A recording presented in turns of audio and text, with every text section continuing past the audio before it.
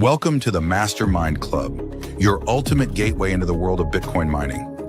Whether you're just starting out or looking to scale your operations, our vibrant community of like-minded enthusiasts is here to support you every step of the way. Join us for weekly sessions led by industry pros, where you'll exchange ideas, brainstorm strategies, and stay motivated on your mining journey. From heat management to site optimization, our monthly deep dives cover the technical know-how you need to succeed. And with access to our entire back catalog, you'll never miss a beat. But that's not all. Our members enjoy exclusive one-on-one sessions with veteran miners, plus direct access to special pre-sales and insider opportunities at Bitcoin Mining World. Ready to take your mining to the next level? Join the Mastermind Club today and secure your spot in the future of Bitcoin mining. Visit bitcoinminingworld.com or scan the QR code now.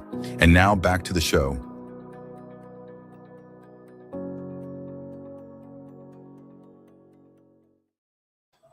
All right. Good morning. Welcome, Phil, to our Mastermind Deep Dive session for Friday, November 15th. Happy to have you here.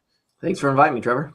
Yeah, we're excited to dive deep into building different types of data centers and Bitcoin mining facilities. A lot of our members are, aspiring Bitcoin miners, or they're currently Bitcoin miners and they want to scale up their operations. So this is a perfect deep dive to kind of explain how you go about developing and building and setting yourself up right for the future. Perfect. I'm excited to present what I got, and I look forward to some questions. For sure. So real quick for everybody, Phil is the VP of Business Development for MBA Energy and Industrial. We're going to kind of be going over the project scope and responsibility, defining the project scope, client and contractor roles, cost estimation and budget management, and a lot more will be kind of discussed in this conversation today. If you guys have any questions, please post those in the chat and we will get to those questions at the end of this video. But before we do this, our resident media guy, John Taylor, he's the head of our media department. He does all the videos for us and really does a great job. He's going to come on and he's got something to tell you guys about. Take it away, John. Good morning, everybody. My name is John Taylor, and I'm over here at Bitcoin Mining World. And we are so happy to partner with the W3 Certification Board, and they are doing with us a Bitcoin mining boot camp in Dallas, Texas. It's an in-person event. It's 4 days long. So this is really, if you are looking to start a mine or if you want to get into the mining business, this is a hands-on 5-day in-person training. So it's hybrid. Some of the prerequisites you're going to do beforehand online. And then you're going to be in person for the 2-day training on the 16th and the 17th in Dallas at the Dallas College. All of the hours that you put into this go towards your Bitcoin mining certification, which will be coming out in 2025. And it's just a great opportunity to learn more and to optimize and build better. As a bonus, you are going to get your very own S19 J or Pro that you can take home, take apart, and do all kinds of fun things with. You also get the Bitcoin mining handbook and headphones so that you don't have to hear that miner as it is whirling up. So there's the QR code there. You can also go to bitcoinminingworld.com and get more information, or feel free to reach out to anybody on the team. We'll help answer any questions that you have. And if you're in Dallas next week for the North American Blockchain Council Convention at the George W. Bush Presidential Library, be sure to come see us. We'll be hanging out, and we are going to go for barbecue one night. It's tradition. That's all I got. All right. Thank you so much, John. We appreciate that. Guys, like John said, check that out. You do get a free miner with that service and your certification and some headphones and a cool book. So it's something that I definitely want to take advantage of, and you should too. All right, guys, without further ado, I'm going to pass this over to Phil, and we're going to get started learning about how to build data mining centers, Bitcoin mining centers, and construction costs, all that good stuff. Take it away, Phil. All right. Appreciate it. Let me share this.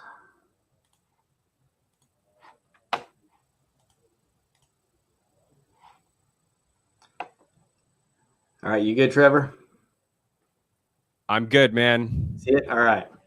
So as Trevor said, VP of Sales for MBA Energy Industrial. I've been doing construction for about 30 years. Been able to do it kind of from the beginning as a grunt, working all the way up through running HVAC, plumbing, electrical companies, production for MBA, as well as estimating, and now into sales. So I've had a chance to kind of touch all the aspects of construction. So I appreciate the opportunity to kind of share some of my experiences. I'm getting old and gray in the beard and the hair and everywhere else. But hopefully this is something that is valuable for y'all. Before I dive into this content, though, I hope it's okay. I'm going to share a short story. I know your time's valuable, but why I'm sharing a picture of my son playing baseball. Although he's 11 years old, last fall was the first time he'd ever played baseball. We were a swimming family. He did a lot of swimming, and this was his first time he decided he wanted to play. He's an amazing kid, but he is incredibly small for his age. So when he showed up for his first practice, you can imagine my shock when he told the coach, "Hey, I want to be a catcher." As most of you know, the catcher is usually one of the biggest, strongest kids. However, what my son is fearless.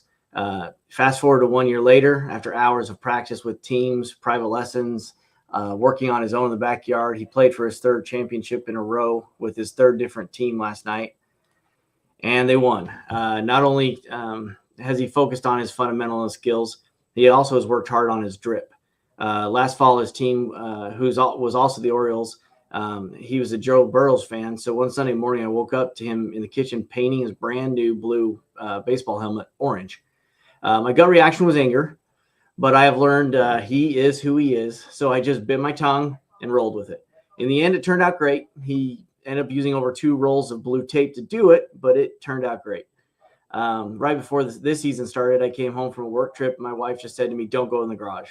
So I immediately went to the garage. There again, he had painted his shin guards yellow. Again, blood seeped from my tongue, but he really did a good job. He was careful not to get the straps or the fabric painted, and I asked him why he had done that. He said, so the scouts could see him better. Now, I don't know what scout is at a U13 City Little League fall baseball game, but okay. In the end, it was actually great for the grandparents watching on the stream, though, because it was easy to distinguish when he was catching versus anyone else. No one else has the yellow shin guards. His final addition midway through the season was his shoes. Once white, are now covered in drawings. He has actually had a couple of different sets of parents ask if he'd be willing to do something for their kids next season. So maybe he can start making some money and pay back some of the fees for baseball. But what does this have to do with anything? No matter what you're building or for what, there are no cheat codes. You must put in the due diligence, the work to ensure you get what you need and what you want. But if you have the right team helping you, you can take your creative freedoms and excel quickly. And just because other people do it one way doesn't mean it's the only way. Be open to thinking outside the box, and I hope to put you on that path today.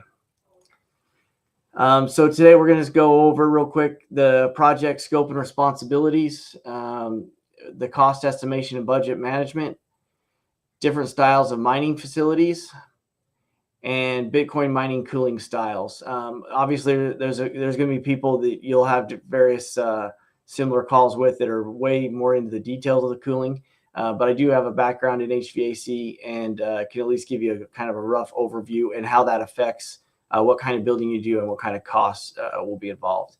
And at the end, hopefully you'll have the information you need to have ready to go when you want to come talk to someone like me and you're ready to try and build your next facility or your first facility. So as a design build industrial construction firm, MBA has the capacity to take your project from a raw piece of land or a current building if you're doing a remodel and nothing more than a napkin drawing and take it all the way to a completed facility. However, how much you want someone like MBA to do is up to you and your team's capabilities. The typical demarcation point is from the transformer to the PDU. Generally, your utility company is going to get you up to the transformer, and once you get to that PDU, you or your team are generally taking it over from there. So there's 3 different ways, 3 different main methods of how a project is done. The first is full turnkey. And how the GC looks at this is, if needed, MBA could take your requirements, your land, your building, design the whole facility. We'll do all the surveys, the geotech reports, the environmental confirmations to prepare for permit applications for building and for operation. We can figure out the optimal building options, HVAC options, power requirements, and then help find the subcontractors, get everything built and inspected and turned over to you for the final product, ready for your miners. This model relies on a design and construction firm very heavily. Over half of our work across all industries is this type of work. Our in-house design team takes the napkin drawings or list of specifications, needs and wants, and turns it into a 50% drawing package for you to review and mark up. And from there, we start filling in the gaps, work on the permits, and do the due diligence if not completed already. After a few more reviews, you're ready to have an IFC package and get going on construction. So once you, in this role, we're doing a lot. Your GC, your general contractor, is doing a lot of that work, and they're going to do everything from the dirt to handing you the keys, and you're just going to get in, work on your miners, get your racks going, and do startup.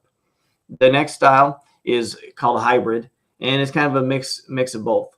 Some owners have a good idea what they want before they even meet with us, and to save a little bit of money, they're purchasing some of the items themselves.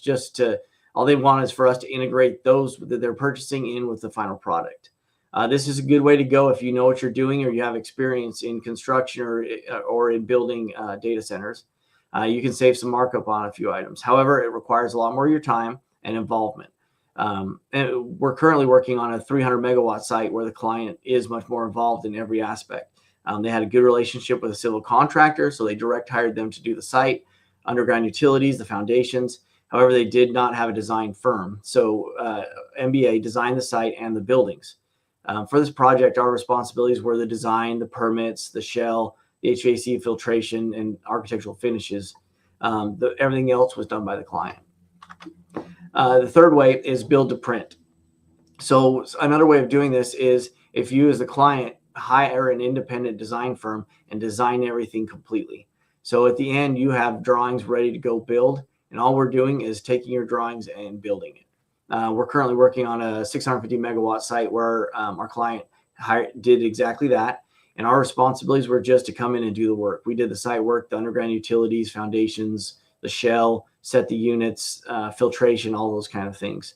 The client was responsible because they had done the full design. They were responsible for the design, the permits. They purchased the HVAC equipment, and the miner racks and some of those kind of things. So those three different ways, it depends on who you are, what your experience is, and what makes the most sense for you. But all three can work with you to figure out your next steps. So, but how much is that going to cost? All of you, when you want to figure out, as Trevor was saying, whether you have a small facility you want to scale up, or you're just doing from home and you want to start your first facility, the big thing is you got to figure out how much money it's going to cost. How much money do you need to go to get capital, get a loan, make sure that it'll pencil out what your ROIs will be, and all those kind of things. So when you're doing that, some of the biggest cost drivers and things you need to figure out and understand before you can really finalize that budget. The first one is your land or the existing facility if you're doing a remodel. Based on where it is, it can be this can be a major cost or a minor cost, but the location and where it's at matters a lot. You need to take in a lot of other things we're about to talk about, but also, how close are you going to have employees to come work if you're doing a little bit of a larger facility? How far away are you from some of those kind of things? The next is your electrical infrastructure. This depends on the size of your facility. If you're just trying to scale up to doing a 1 to 5 megawatt facility, the utility cost, the electrical infrastructure probably is not a big deal. You can probably pull right from the transformers or substations that are there. As you start getting into the 50, 100, 200, 500 megawatt locations, that's when you really have to work with the local utilities on the infrastructure. You're probably having to have substations built on your facility. You're looking at transformers that are going to have, up to 18 to 24 months of lead time, generators to keep things going. And then especially if you're also looking to maybe try and do some cloud storage or any kind of the HPC stuff that's becoming a trend with some of the larger miners as well, where your upkeep time has to be, 99.7, 99.8, you definitely have to have that look at those generators or second electrical options. The next one is your other utilities. So how much will it cost you to tie into the electrical grid? How much is it to get fiber and or even redundant fiber to your site? If you're going to do a bigger site and you're going to have an office or some kind of an employee area, you'll have plumbing and sewer that may be required. Depending on where you're building, stormwater management might be necessary. So all those things come into play. The next one is surveys. Topo, environmental, geotech, phase 1 and 2. So this is probably something that may be a little less familiar to a lot of you who haven't done a lot of construction. So I'll kind of go through what these are real fast. The survey is basically where your land is and making sure that you're looking to build where you actually own the property that you think you own. It verifies the points, verifies your edges, and make sure that there's nothing crazy or that there's nothing wrong. A fence is on the wrong side or something that's been done before. The topo is a topographical map. That's going over your elevation. This is actually very, very important. In some places where it's really flat, it's not as big a deal. But in other areas, it can be very, very important because you need to build on a flat surface. And so if it's going to cost a lot of money to either bring dirt in or take dirt out to make that flat surface, you need to make sure you're budgeting for that. The cost of mass earth movement can become very expensive. Environmental, you need to know, are you in a environmental area, a wetlands area? Has there been oil spills? Have there been chemical issues? Have there been tires stored on site? All those kind of things. And then a geotech report. What that does is that does a bore down into the earth and figures out what the earth below your surface is made of. And if it's sandy, if it's clay, if it's loam, what's down there. And so the big thing is you need to figure out, am I going to be able to build right where I'm at? Do I have to bring in 1 or 2 foot of fill dirt? Or are there giant rocks and boulders down not very deep into the ground that I'm going to run into that I'm going to have to grind or blast away if I want to try and build here? And all of that stuff can become very expensive. So these are things that are very important to do early on before you commit too much money to the site. And then finally, a phase 1, phase 2, those oftentimes are hopefully done when you're looking to buy the land. And what those are doing are confirming that there's no liens against the property, that there's no right-of-ways that would make it so that you can't build on that property. I was looking at buying a property for my wife's swim school a few years ago. And thankfully, I had done the phase 1 and found out that basically there was a bunch of really old oil and gas lines running all over underneath this property. And when I tried to get them released because no one was using them anymore, I found out that the owner was just looking to get a bunch of money. They had bought all these rights just to try and hold hostage until someone tried to build on the land. So that you would have never known it by looking at the site that was happening. But that's why you have to do these due diligence items before construction begins. The next one is permits. Again, this is one where it depends on where you're at. If you're out in the county in Texas, there's very little. If you're in the city of Houston or Dallas or New York or anywhere in California, then the permits become much more intrusive and can really slow down how long it takes you to get up and running and get your ROI back. So you definitely want to find someone like MBA or whoever your contractor is who understands the area and understands what permits are needed, because these can not only be costly, but they can also be extremely preventative for you to moving forward. So make sure you understand all the permits that are necessary for whatever location you're trying to build. And then the next is your foundation and building shell. So again, depending on if you're up in the north, you're going to have a bigger foundation with frost walls than you would down in the south. And then your shell is, we're going to go through different ways of building and different building types. but that's what that is called, your building shell. But basically just the outside of your building, none of the interior build out stuff. The next one is your HVAC and your filtration. Obviously, as a mining center, this is vital for your operation. There's some rules of thumb as far as temperatures and how much filtration and how clean you have to keep things. But it's always up to each individual person, the equipment you're buying, and the risk tolerances you're trying to avoid or willing to accept in order to save costs here or save costs there. So figuring out how you want to do that is also extremely vital. Again, we're going to go into that a little more detail later on. And the final one on the slide is the electrical to install and connect everything. So you have all your costs from the PDU on to finish, but also just that basic electrical to bring in from the transformer into the building, into your panels, give you convenience lights, convenience outlets, and those kind of things. So let's talk about budget control methods. How do you put this budget together? Because obviously, if you're here today, you probably haven't done a lot of construction and have no idea if this is a $1, $50 or $1 million widget that you're looking at. So one thing you'll sometimes hear is what's called a FEED study. That stands for Front End Engineering Design. This is valuable when you know what you want and are willing to pay to get the design completed, so you can send it out to get bids from contractors to figure out exactly what the cost of construction will be before you even start building or buying anything.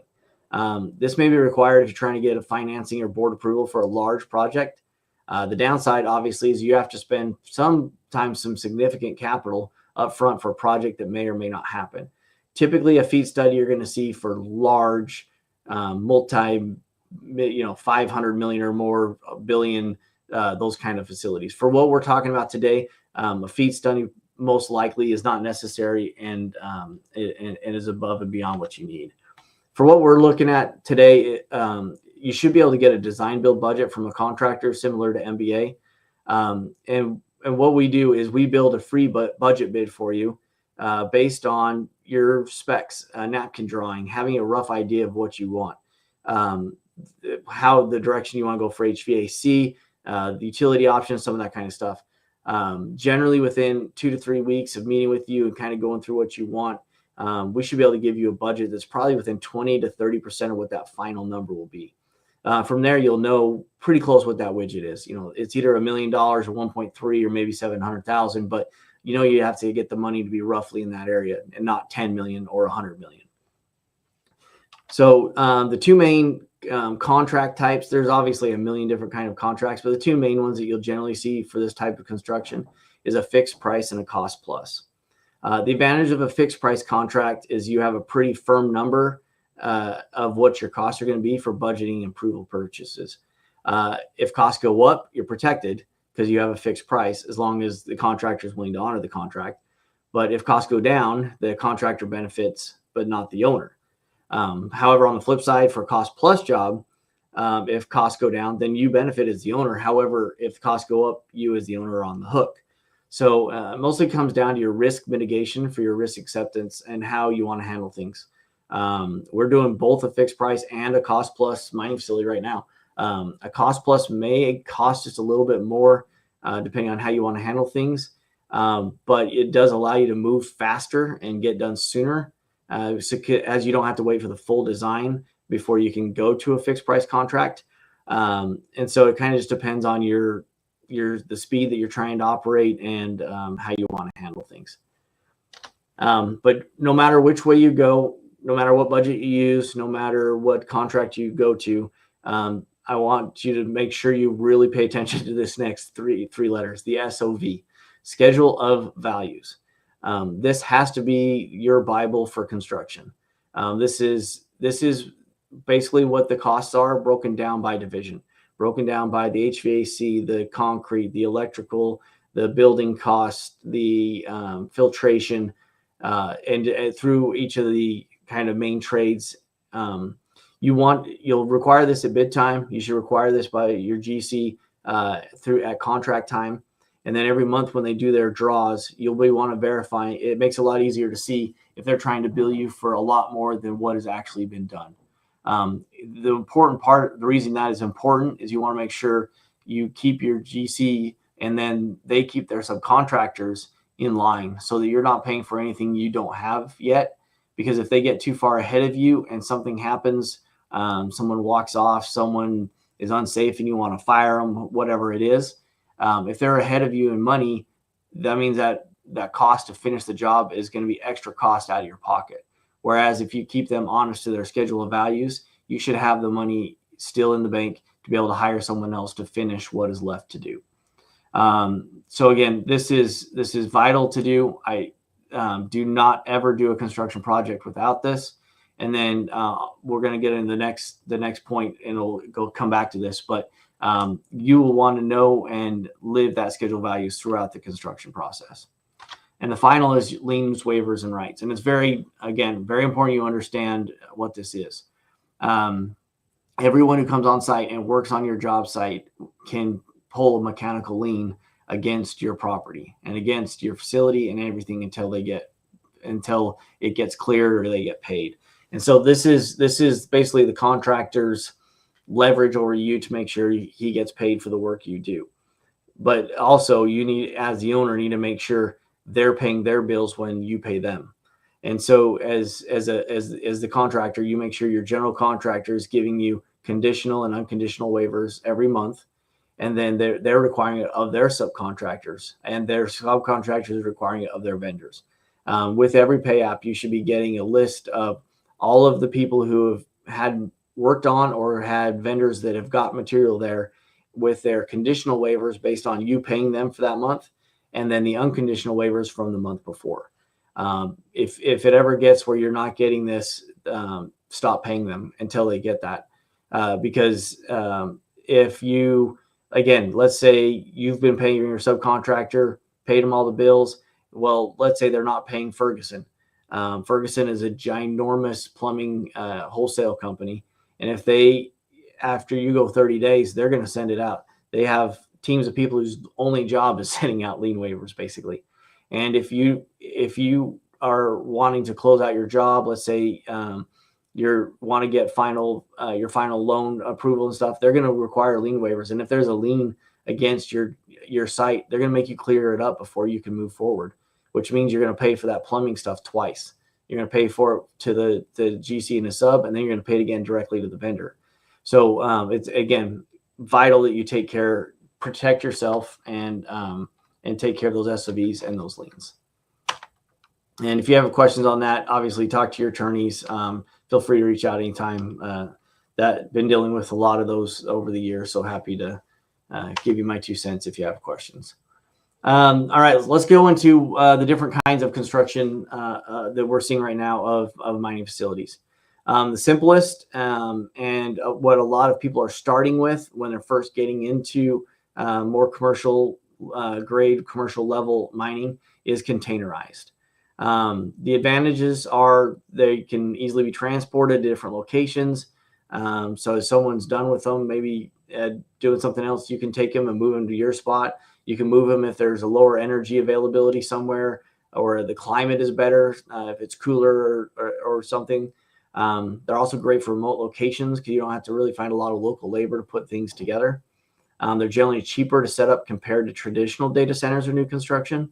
They're scalable. You can add more as you need it. Their energy efficiency is generally pretty good because they're not, you don't have a lot of extra space. Everything that you need is very tight inside. And so you're only treating a very limited amount of space. And then speed, because a lot of this is standardized and done off site. For the time you get to site to operating can be reduced significantly.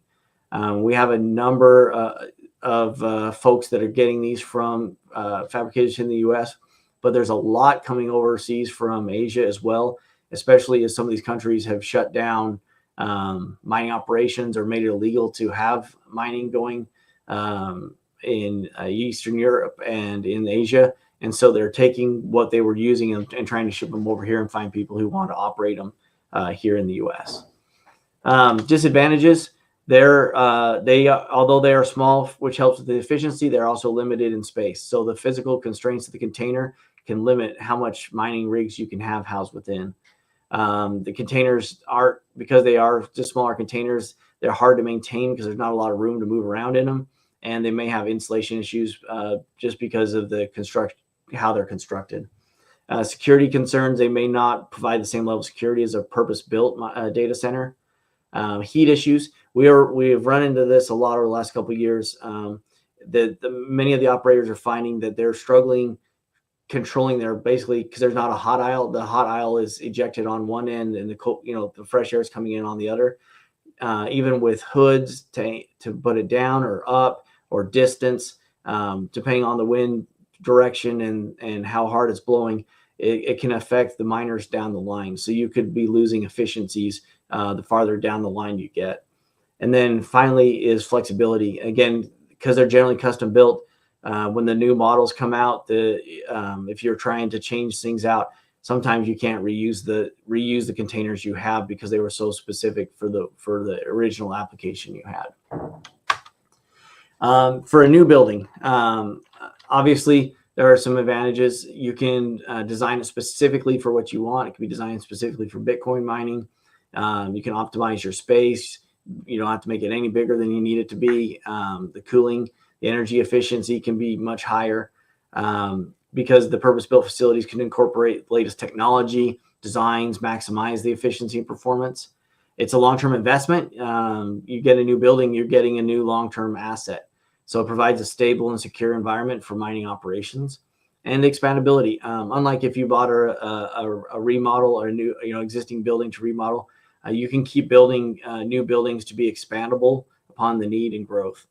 So let's say you only want to do 5. So these buildings here are 20 megawatt lengths, basically 4 or 5 megawatt sections put together. Let's say you only wanted to build 5 megawatts to start.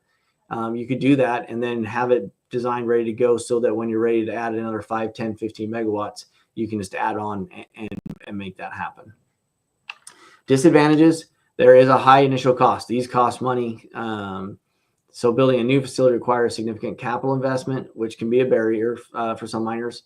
Longer setup time. The construction process, especially depending on where you're doing it, can take a considerable amount of time, which could delay the start of your operations.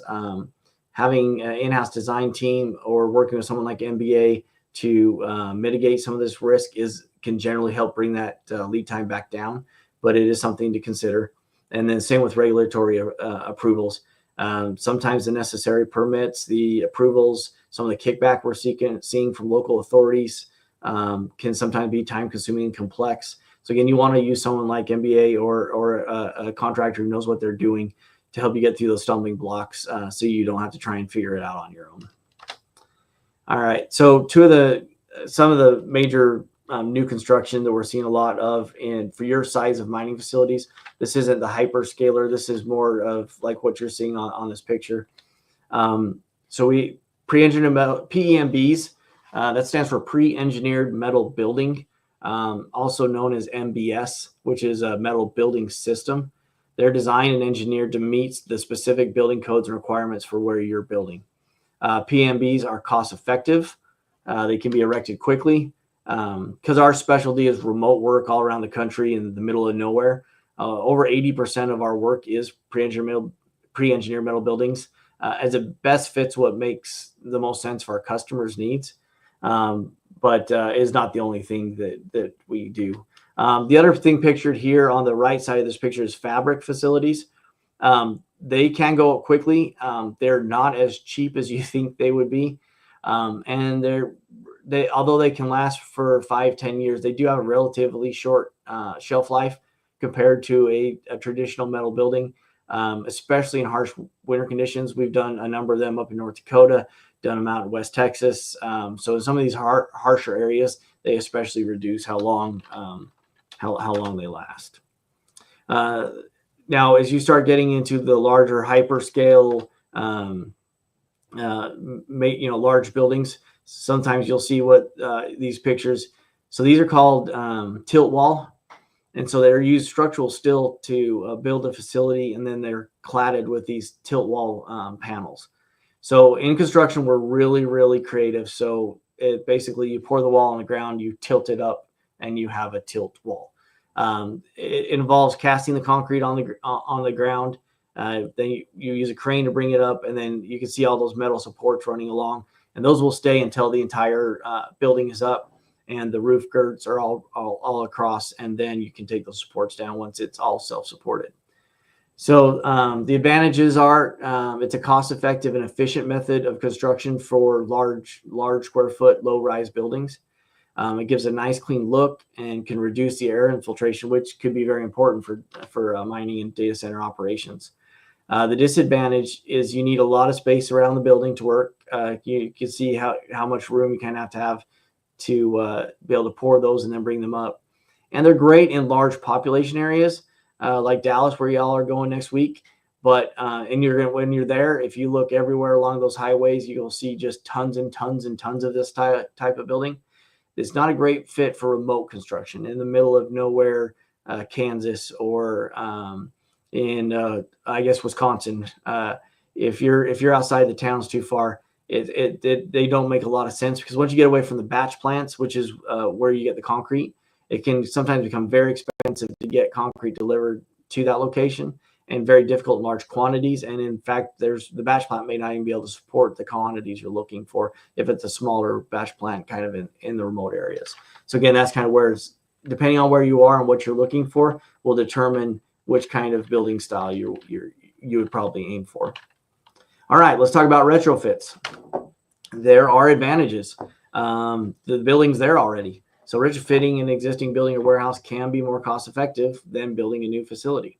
And since it's already there, your startup may be much, much quicker. And then potential for large scale operations. If you find a large warehouse, you can throw a lot of mining rigs in a large warehouse.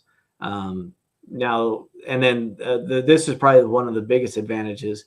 If you're looking to get to, let's say you already have a 20 or a 50 megawatt and you're now looking to scale up and you want to try and do a 250 or a 300, right now you're probably 2 to 3 years out by the time you found the land, made an agreement with a utility company, got a substation built, got the design done, got built, and you're in.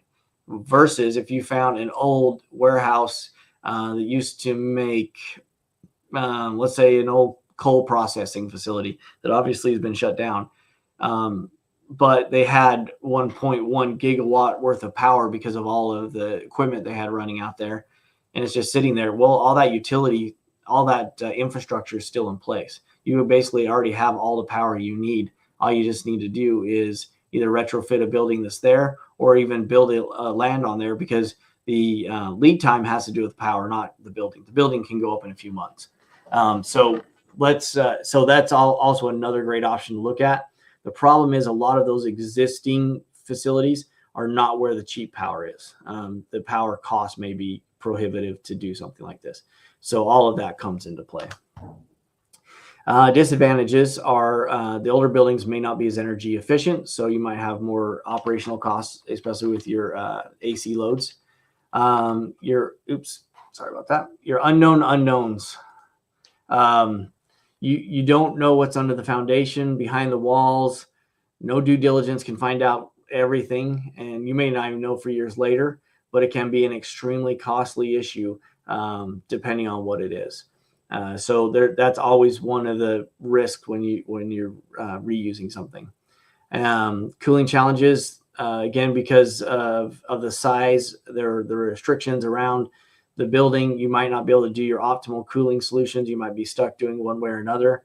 So this may hurt your ROI. And then regulatory zoning issues. Sometimes these existing facilities have regulations and zoning challenges that would make it hard for you to be able to just get your operation up and going. You'll have to get approvals and might have to get variances and those kind of things, which again can take time. All right. So Bitcoin cooling styles. So there's basically air cooled and immersion cooled. These are the two major types of cooling you're seeing. There's various little pieces of that, but I'm just going to just kind of touch on these quickly for more. This could be a 45-minute to an hour presentation just by itself. And I hope you actually attend one, because there's a lot of good knowledge there. But air-cooled facilities, they're for the data center, you're going to generally see a raised floor with air conditioning in it. to cool the mining equipment. It's generally simple to build and maintain, provides high density computer power. However, it's less energy efficient than the other approaches, which we'll talk about here in a little bit. So there's the main pieces of air cooled is first that we see a lot in the Bitcoin mining world is just air volume changes. So all that is bringing whatever the air temperature is outside into your facility, running it through your miners out of the hot aisle, either up and out or across and out, to create what's called the delta T. The delta T is the difference between the temperature outside and the temperature inside. And so let's say you have 80 degrees outside and you have 105 degrees in your hot aisle, and you bring that 80 in and you have a 15-degree delta, you're going to be able to, instead of having 105, you're going to be able to keep that air at around 95 degrees because of that 80 degrees outside.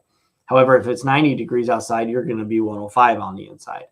So part of figuring out if this way of cooling works for you depends on where you are, what the high and low temperatures are, what your equipment can handle. And always remember that engineers are always covering their butts. So when they say, hey, this equipment can only work from temperature X to temperature Y, you may want to get one and test it and see what you can really do to it, to see before how high can you get before the degradation starts. Because if you do that, you say, oh, I have to have DX cooling, which is the next one we'll talk about. That's an extreme cost difference to maintain. And if you can actually get what you need to out without that, your ROI is going to be much, much better. So just kind of keep that in mind. So DX cooling is like most of us have in our houses or in our cars. It's a refrigerated cooling. So your air goes across a cool coil, picks that cool air up, and is blown into your house, your room, your car, wherever it is. So it's not just the air movement. One type of this is crack units. So those are computer room AC units. Those are what you would traditionally see in traditional data centers. But those are specifically made to handle the extreme kind of heat load and changes, and do a great job working with elevated flooring and false floors. So I just want to bring those up as a potential option.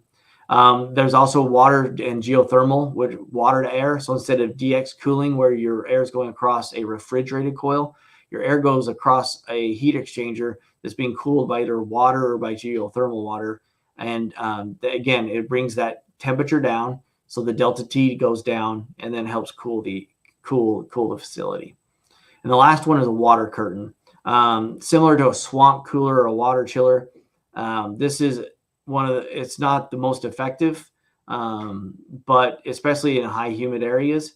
And I'm not a huge fan of introducing more water and humidity to electrical components, but in certain desert applications and in other places, this can be a cost-effective way of increasing that delta T to the level that you need. The cool kids, what they're doing now is the immersion cooled facilities. So what those are is the specialized liquid coolant that the coolant can absorb more heat than the air, which is why you're seeing a lot of the higher hyperscales and some of these things going to this. So it allows you to do higher density computing in smaller footprints. So meaning you have a much smaller cost to the building, to that initial capital, but these machines are also very expensive. They are very efficient, so that can reduce your overall maintenance costs. However, they are specialized equipment and maintenance. This part of this kind of cooling is still kind of on the front end. You'll see some that are direct chip immersion cooling, and then you'll see some like you here in this picture on the right, where it's more just the units are dropped in the either oil, water, whatever it is that you're using. So like some of the water to air cooling methods, these could require a lot of water for the chillers. So that also is another thing you just need to keep in mind. So we are almost done. All right. So what information do you need to have ready when you come to someone like me and you're ready to upscale, you're ready to start your first? first thing to know, where are you going to build? If we're building it in Texas, California, Virginia, Wisconsin, all of that, the pricing is completely different because of the subsource, the availability of things. So all of that needs to be taken into account. How big do you want? I need you to have a rough idea. Are you doing 1, 5, 10, 20, 100? What kind of megawatts are you looking to hit? And what kind of size you're needing to come? We need to have a rough idea there. And then we talked about power source being just vital. We really need to know with your local utilities, as well as if a redundant power source is needed. If you're looking to try and do some AI or cloud storage or any of those kind of things, are you going to be using natural gas generators, diesel generators? Are you looking at some kind of solar with battery storage for battery? So all those kind of different things. Again, water availability, depending on your cooling style, and mostly it comes down to your cooling style. Depending on your cooling style, this may be vital to what you're doing. So making sure you have the water capacity for what you need. And then what kind of cooling style is going to work for the equipment you plan to bring in. Construction type, are you looking to do containers? Are you looking to do maybe a stick build or PMB fabric? Or are you trying to do a till water, that kind of thing? And then design type, are you looking for that turnkey, that hybrid, or that build to print that we talked about earlier in this presentation? And the last thing, the permitting requirements. You need to have a rough idea of what is it going to take, because part of it is the cost of the permit, how difficult they'll get, but again, the time, how long does it take to go to build? We are seeing places like Phoenix and in California where it can take 12 to 18 months before we can even start construction because of the permitting process. So all of that all plays into, am I in the right place and should I move forward? So just to kind of bring it all together again, bring it back to where we started, it's come to a close. I love this picture because it just shows how small my son is compared to those he competes against. The other catcher is in his crouch and is still taller than my son standing up batting, but does not stop him. If any of you are on the fence of getting started or taking your small operation, getting into something bigger, I hope after today you'll have the confidence to go get it done. To own something of your own, to see something built is one of the greatest feelings there is. And although you'll be nervous the whole time, there's just nothing more exciting. So that's the end of my main presentation. Again, happy to answer questions. If you still have any questions, my email is up there, as well as Brandon, who's our Bitcoin data center specialist. Here's his email. His Telegram is @bslater29. And hopefully we can help you get ready and become the next growth miner. I'll give it back to you, Trevor. Awesome. Well, I just want to say thank you, Phil, for all that information, man. Like, having conversations like this, having presentations like this from people like yourself who have been doing it for, a long time now, really helps our audience and myself especially understand what's needed and what's necessary in order to move forward. Real quickly, I just want to shout out, we have 217 people viewing live to this deep dive presentation. So that's a really great accomplishment. Thanks for not telling me that until after the end. Right. As far as I knew, a little nervous. So it was just great. me. There you go. That's what we try to do. We try to keep you calm and collected. We don't want to bombard you with any of the minutia. But yeah, 217 people viewing live. So everybody who's viewing this live, we appreciate you for tuning in. We're going to start answering some questions now. So any of you who have any questions, whether you're on X or you're watching live from StreamYard or YouTube, go ahead and throw your questions in the chat and we will get to those. Our first question today is from Jordan or Jordine. What are you doing about the noise and how are you handling the community concerns on the noise? All right. So for the most part, the vast majority of the ones we're building right now are in the middle of nowhere. So we're doing nothing for the noise. However, we do a number, because we don't just do this, we do a number of jobs that require a lot of what's called in construction, that noise is called sound attenuation. So that's when you start seeing that, that's what we would be looking at. So you have what's called an STC rating in construction, STC 45 of 52. What that is basically is how much that wall assembly is going to absorb of the sound. And then, so we built a compressor building right in Hopkinton, Massachusetts, right? So that's where the Boston Marathon, the starting line is in Hopkinton, Massachusetts. And it was in the middle of a bunch of really high-end communities that wanted no sound. So everything had to, you had 8 inches of wool insulation. And then you have chicken wire on the outside to kind of keep that in together. And then all the HVAC equipment has special sound attenuators. And all of that is just to keep that sound not just in, but absorbed. Because sound doesn't just disappear. It starts bouncing. If you have all hard surfaces, it will bounce around and just get worse.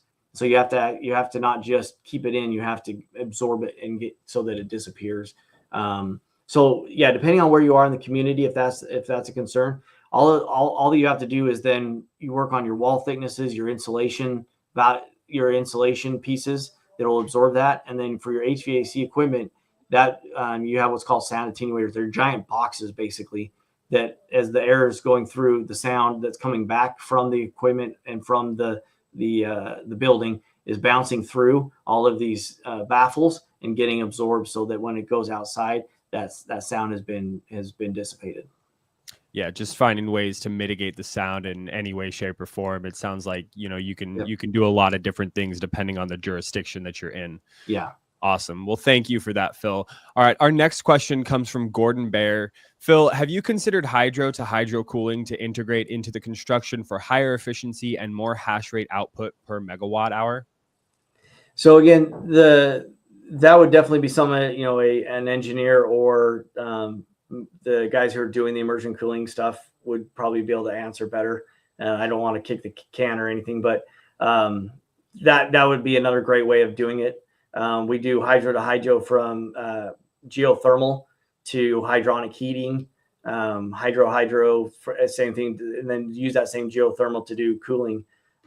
So hydro to hydro is absolutely something that's been going around for forever and is very efficient. So there's no reason why something like that wouldn't work. For sure. Awesome. So our next question is, Phil, have you done a retrofit of existing buildings for BTC mining integration? I think you kind of already alluded to this in the conversation, but go ahead and just expand upon it. Yeah, so we have not done a retrofit for a BTC specifically. We've been doing just new constructions. We've done plenty of renovations for other things that have kind of been required of that. We have done retrofits of data centers. They weren't BTCs. So again, the retrofit piece of it isn't the biggest deal. It's just those bullet points that I hit. That's what matters the most. The size that you need, the insulation what the cost of the power is, all that. Everything else on a retrofit is, as long as the box is big enough, we can turn it into whatever you need it to be. Yeah, building a data center is not very much different than building a Bitcoin mining facility. Yeah. I mean, it really, all it comes down to is, the density of what you're doing and kind of the air conditioning and what you're handling. Like I said, there's going to be a whole lot of people, a lot smarter of those 200 and however many people are a lot smarter than me on the mining and that kind of stuff. But for us, construction's construction. There's a few nuances that are very important to Bitcoin mining, for sure. But a lot of what's the most important to you is the same thing for everyone building anything, as far as what you need to decide and what you need to do. Absolutely. There's always, like you said, there's always somebody who's smarter, who's, comes from a different world, a different background, different education. But that's kind of why we bring this community together, is because, people like yourself, you are an expert in construction. So we bring you here to explain how that works. And, maybe we can get somebody in to talk more in depth on the different styles and whatnot, but it's just all part of it, bringing the community together. So our next question. I saw Jordan's, sorry, real quick. I saw Jordan's pop up. Jordan, if there is a noise ordinance and there are no specs and no requirements, they can't do that. There has to be something, because otherwise you have no idea what you have to do. And so if you have an existing facility, again, the big things you want to look at is if you have air conditioning equipment that's outside your building, you're going to have to work on suppressing. You might have to suppress that. Usually it's the compressors that will need some blankets or doing those kind of things. but if it's just fan noise, then you'd probably have to look at adding attenuators on that it's going to absorb that. And then, like I said, adding the insulation. But what you have to know is what your requirement is. Generally, what the ordinance should be is at 50 feet or 80 feet or whatever that is from the building or at the property line. Generally, it's either or. The decibels can't be more than, say, 85 or 95 or whatever that dB rating is. And then what we do is we get a sound engineer that will model what you have, and then we'll figure out how in depth we have to go to get you to that. So they can pass an ordinance, but if they don't give you a requirement, there's no way to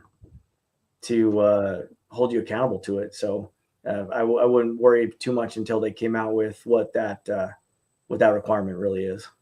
Awesome. Thank you for that, Phil. So our next question is from Gordon again. Phil, how fast could you integrate 100 megawatts into a retrofit building next to a solar plus battery storage directly powered facility to achieve the lowest cost of power and the fastest construction possible? So if you already have 100 megawatt, a little bit of it will depend on what your interconnect is, or if you're behind the meter or in front of the meter, because some of that would come down to the utility company being okay with that.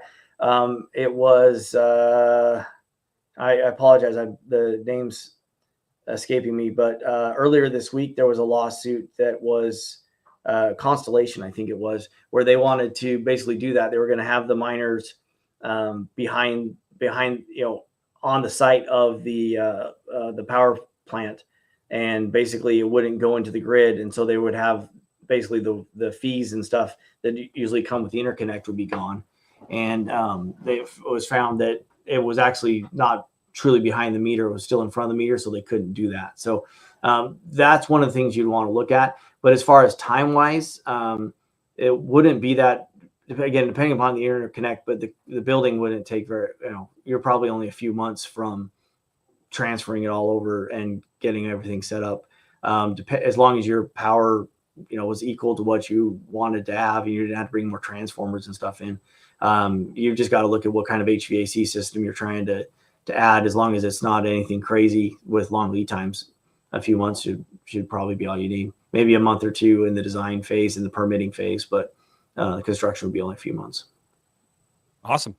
So our next question comes from Dennis. Is there any states that you will not work in for sure? Let's see. There's a lot of people on here, so I don't know whose state I want to offend or not offend. No, we are licensed all around the U.S. We'll work everywhere. Louisiana can be tough. New York City, we work a lot in upstate New York City, New Jersey, in Newark. Basically, Louisiana and other mafia controlled areas can sometimes be harder to get into. But I like to tease Louisiana because we're from Texas. So, but no, there's nowhere. California, we work there all the time. It is a pain to work there. I've put in bike racks on solar farm O&Ms that were 2 hours away from the closest any other building. But because of because of California laws, I had to put bike racks on and some of the kind of things that are just like, this is dumb. So every state's different. Every state has its own idiosyncrasies, but at the end, you can get through them all. Awesome. Yeah. There's definitely different things to consider, power prices, temperature ranges, environment studies, all that good stuff. But from your side of things, it sounds like you can build pretty much anywhere in the United States. Yeah. We originally started up north. So, during the oil and gas boom of, 2010 to 2014, we're up in Williston, North Dakota, working in negative 44 degrees and, got used to that cold. And thankfully we've come down to the heat. But yeah, so whether it's hot or cold or whatever, we're good. Yeah. Definitely. I stay away from the heat, man. Yeah.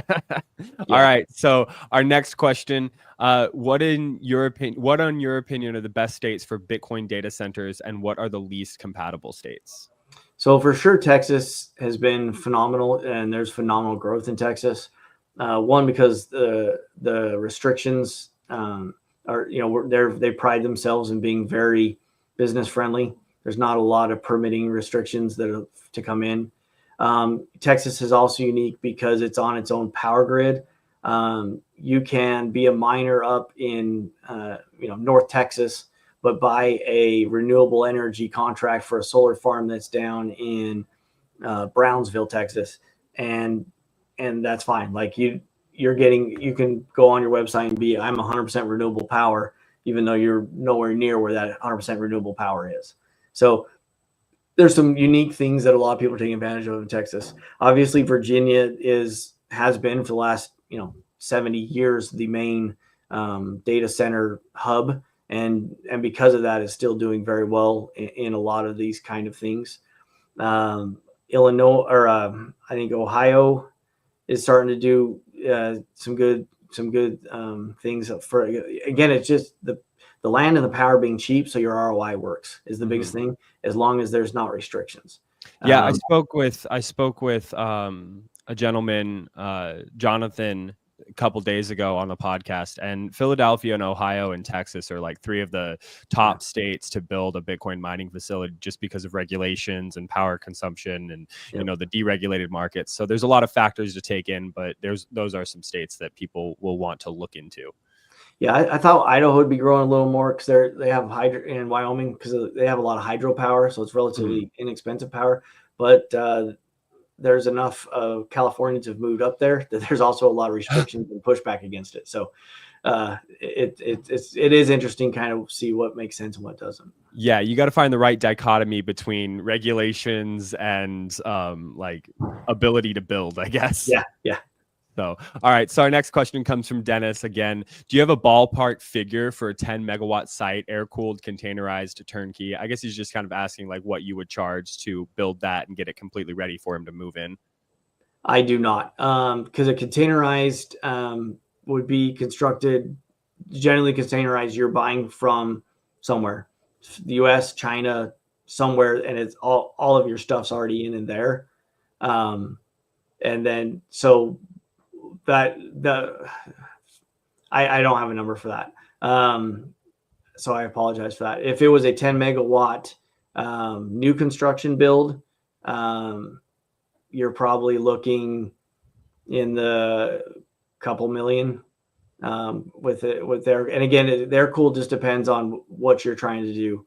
Are we just doing 80, keeping it at 95 degrees and cooler, or is it, keeping it 75 degrees or cooler? Because that changes up your load of your HVAC. But yeah, you're looking closer to a couple $1 million widget than you are a $10 million widget or a $200,000 widget. So I'm guessing the container is probably ballpark in the million for a 10, maybe even less than that. For sure. Awesome. Thank you for that. So our next question comes from Obama Self on YouTube. With the noise reduction, what kind of materials do I need despite wool to reduce the noise in a brick wall warehouse? Not sure if you can answer that or not. So again, that's going to be a great start. Doing a 4 or an 8 inch thick wool insulation. Typically you'll see either banding or chicken wire that helps just kind of keep it structurally okay. And then again, and that's not the 100%. This is always the solution, because it's not just about how loud something is. It's also what pitch it is. Higher and lower pitches get absorbed differently, and so sometimes need a different material. So you may just use more standard insulation. So it all that depends on what it is. But again, on the equipment, it depends on what's making your noise. If it's just your mining, your miners and those kind of things, then it's just about getting insulation in there to absorb. If the noise is coming from your cooling equipment, again, you need to address it at the compressor or at the equipment piece. For sure. Yeah. Real quick, have you looked into the new mining solution, containerized solution from Greenwich, the ones that like shoot the air up and out the tops? So I have seen those. And again, as long as they are all together, that's probably great. Mm-hmm. But if they're still separated in line, although it's better than the side discharge or down discharge, depending on if you have a hard westerly wind coming across on that heat to the next one, it is better than on the side for sure. For sure. Awesome. But I'd say probably just a little bit less than a single building. But yeah, it's not bad. I haven't not looked into it, but that just the physics of it would make more sense. Right. From what I understand, just like sending the air up and out versus, through side to side, it sends the noise up, which makes it easier to kind of dissipate that sound. But I'm no engineer. Again, the noise ordinance, it's just like everything. If you're cooling a certain large warehouse, I don't have to cool the whole warehouse. I just have to cool the warehouse to the level it needs to be. Above it, I don't care, because heat rises. That's fine. I'll keep my cool air at the 15 feet where my mining stuff is. I don't need to worry about that other 25 feet. Same with noise. They're not measuring it at 40 feet above, unless your neighbor's in a high-rise building or something. They're going to measure at ground level at your property line. Makes sense. Send stuff up, it's better. All right, cool. So our next question comes from Gordon again. Phil, interconnection is secondary because it is the BTM and off-grid to start with ASAP. The interconnection is pending and will serve as backup only. So this is kind of like in line with this last question. Yeah. So again, it shouldn't be bad to get one up and running if you got an existing facility, building there. As long as that building has the transformers and to be able to take the 100 megawatts worth of power, it shouldn't be bad. If you have to get new transformers, that would be a little delay. But yeah, I mean, that's great. It sounds like a great situation. Awesome. So our next question comes from Gordon again. Phil, have you looked into states like Iowa and Missouri with additional tax incentives and streamlined permitting processes for faster start of construction? I have not.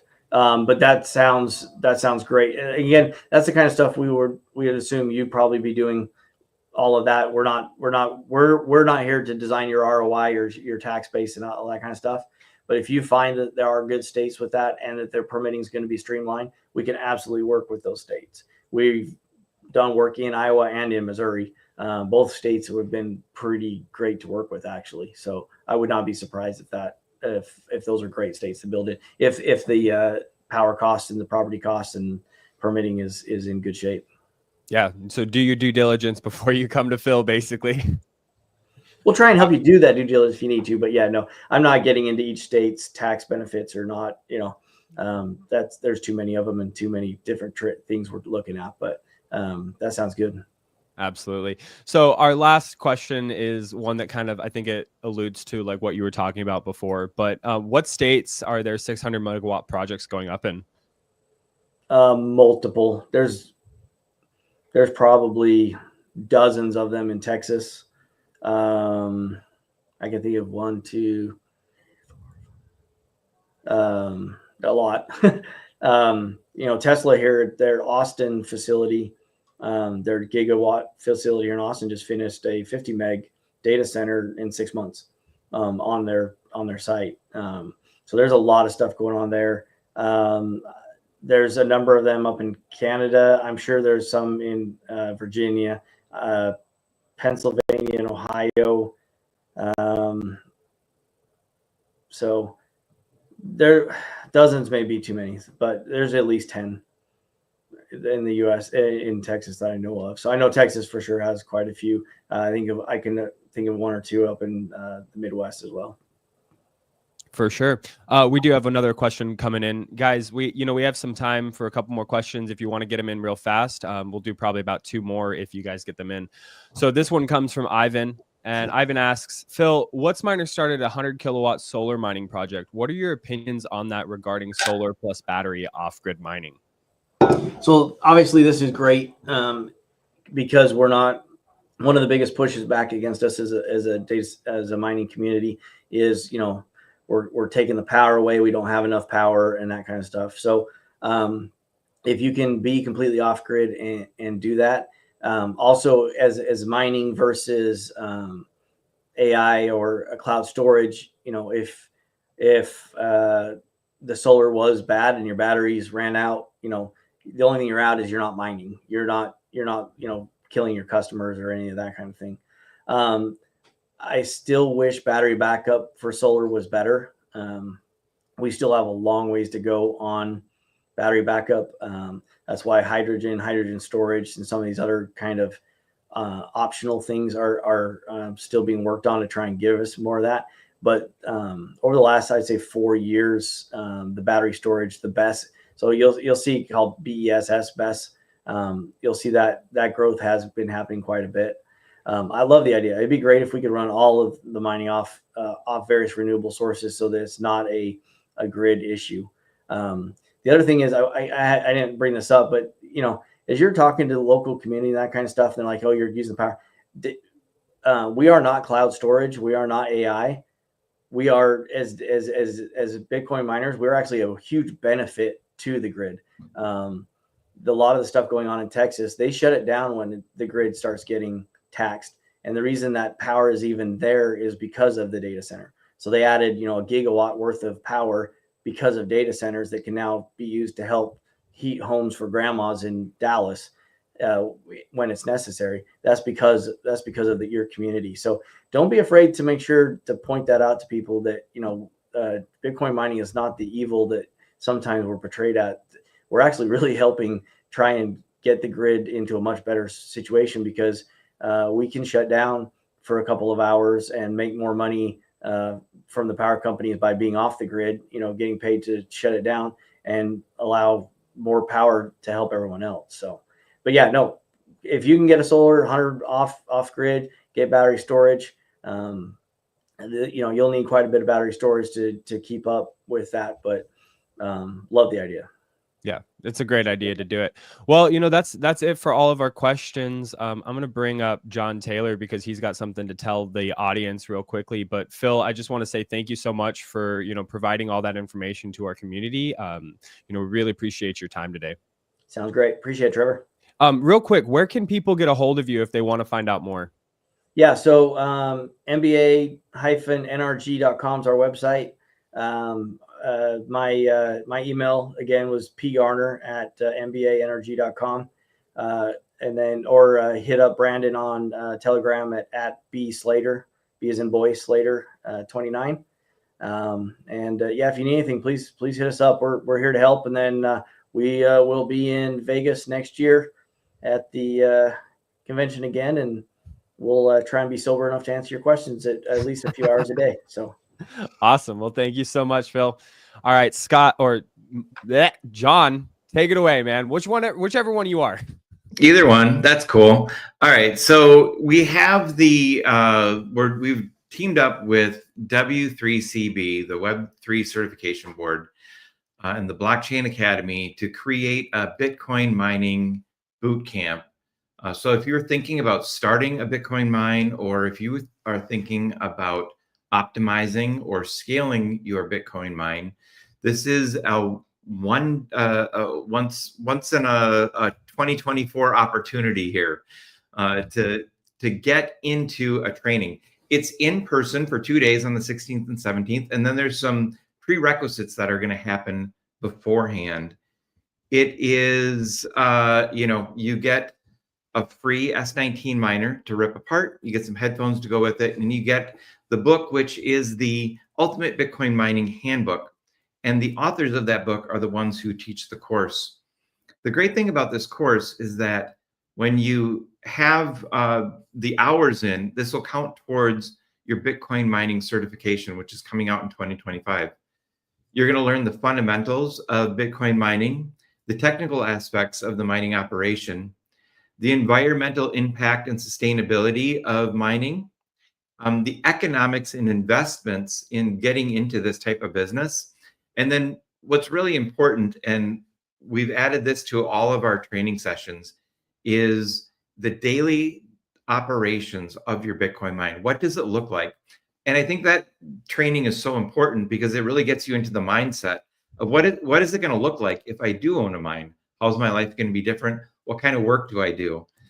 It's not just a loud box with a bunch of heat and fans. There is more to it. So there's a lot of great information. And, Trevor, you do such great work. I know that we're going to be talking about mining pools here on December 6th. And then we have some other masterminds coming up, and all of these will help you build and optimize your mine, and more so get into the business. My last little plug, if you're not in the business now, just think, what I want to have started 4 years ago or 5 years ago? And the answer is yes, 100%. And so I know 100%, 4 or 5 years from now, you're going to say, God, I was going to get in at the all-time high, but I didn't. So you got to get into it. And I really loved Phil's story because it was inspiration about, you don't have to be the biggest and the tallest. You don't have to have all the tools. You don't know you don't have to know how to do everything. And you especially don't know how to know how to talk, which is something I don't know how to do today. But we're getting through it. You're doing a great job, Just John. starting and getting into the Bitcoin mining business. And yeah, you know, the best time to get started was yesterday, and the second best time to get started is today. And you won't regret your decision if you just, you know, dip your feet in the water, whether it's, you know, slightly or you just dive first head on. You know, we have plenty of great opportunities for people to do that. And I think that, you know, aside from our masterminds that we're doing, we've got some deep dives coming up. This boot camp coming up in December is a great opportunity, especially because you get to walk away with a miner to play with and to tinker with. I think that's a great opportunity for a lot of people. yeah, and when we do these boot camps, you've been involved in a number of them too. You know, there's a lot of people who we call back 3 months, 6 months, 12 months later, 2 years later, and we say, "What are you doing? How's your mind going?" And they say, "I haven't started." You know, the prices were too high, the prices were too low, the price, you know, something like this. And you talk to those people who didn't start 2 years ago, and I say, do you regret not starting 2 years ago? And the resounding answer is yes. I should have started, especially today when we're looking at 89,678, according to my ticker of what a Bitcoin is worth. So get involved. You know, if you're sitting on the fence, keep coming back to the masterminds. Get in touch with myself, Scott, Trevor, JJ, the whole team. We'd love to help you get you started on your mine or optimize your existing operation. Absolutely. Thank you so much, John, for all that information. I just want to let everybody know, you know, we did, John alluded to it a little bit before, but the next deep dive that we will be doing is on pool profits and maximizing your operation. Just so everybody is aware, you know, we've got the North American Blockchain Summit coming up next week. So we will not be doing a mastermind accountability session. And then the week after that is Thanksgiving. So we're not going to be doing anything that day either. We're going to let everybody just kind of chill, hang out with their families, because that's what's most important. So the next time you will see us is on December 6th. So go to the link on your screen right now to sign up for that deep dive webinar and find out more.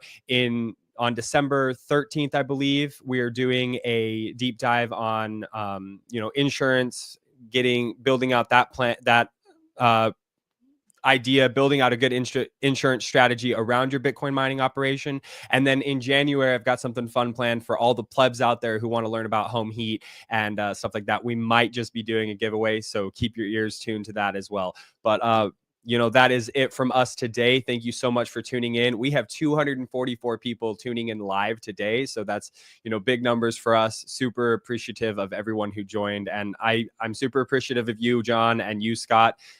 So thank you so much, guys.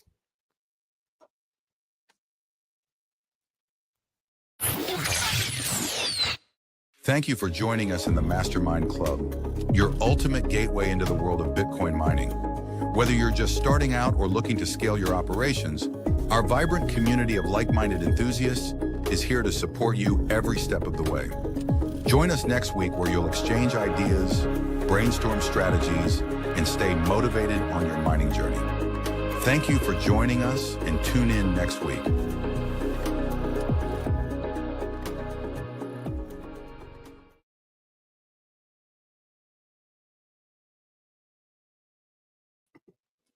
Awesome.